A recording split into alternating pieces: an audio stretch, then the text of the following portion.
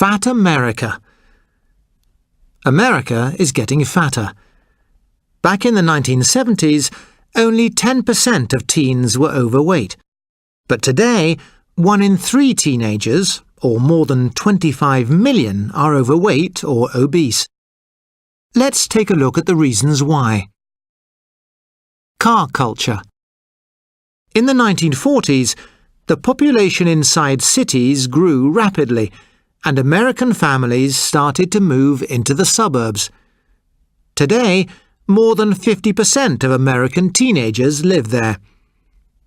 In the suburbs, houses are bigger, gardens are bigger, and teenagers are bigger too. It's easy to see why. They go everywhere in cars. Suburbs are a long way from shopping centres, schools, and friends' houses. They often have no pavements, making it 23 times more dangerous to walk or cycle than to drive. As a result, families spend an average of 2 hours a day in their cars. And when they reach their destination, drive-through supermarkets, restaurants and banks keep them comfortably in their seats. Screenagers. A typical American family has 3 TVs, and the average teenager, or screenager, watches 22 hours of television every week. By the time they leave high school, most teenagers will have spent more time in front of a TV than in the classroom. But it's not just TV that makes kids extremely inactive. The average US home has 24 electronic gadgets, including smartphones, computers, and games consoles. It's not surprising that only 12.2% of American teenagers actually exercise each week. Fast food. Fast food is one of America's great success stories, and Americans have been eating hamburgers for decades. The first burger bar opened in 1921, but it wasn't until the 1950s that fast food became incredibly successful. Women started to work, people had less time, and restaurants like McDonald's fed families quickly and cheaply. Today, 50% of meals are eaten outside the home, and more than 3/4 of American teenagers eat a fast food meal at least once a week. People have known about the problems of fast food for years, but they still eat it. Why? Probably because the salt, fat and sugar makes it taste really good. Supersizing.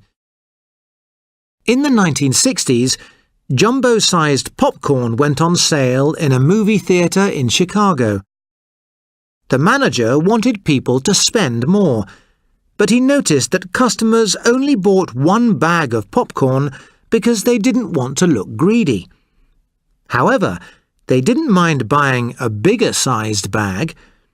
The idea of supersized portions was born.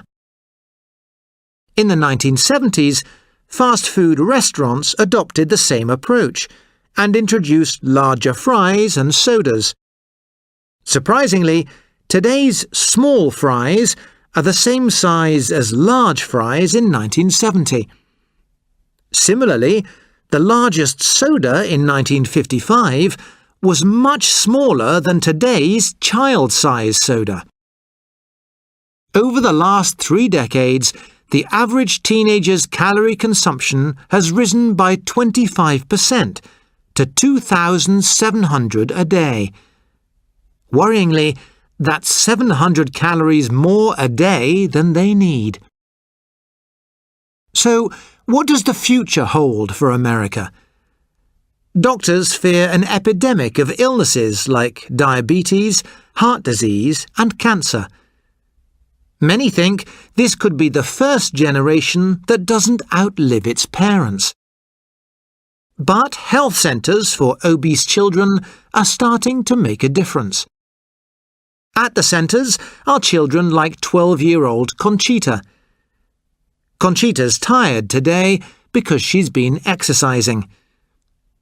"It's hard work, but I'm feeling good," she says. "How many times has she exercised this week?" "3," she replies, "and I've given up fast food too." "These kids want long lives and they want to do a lot of things," explains a doctor at the centre. "Clearly that's not going to happen unless they change their lifestyle."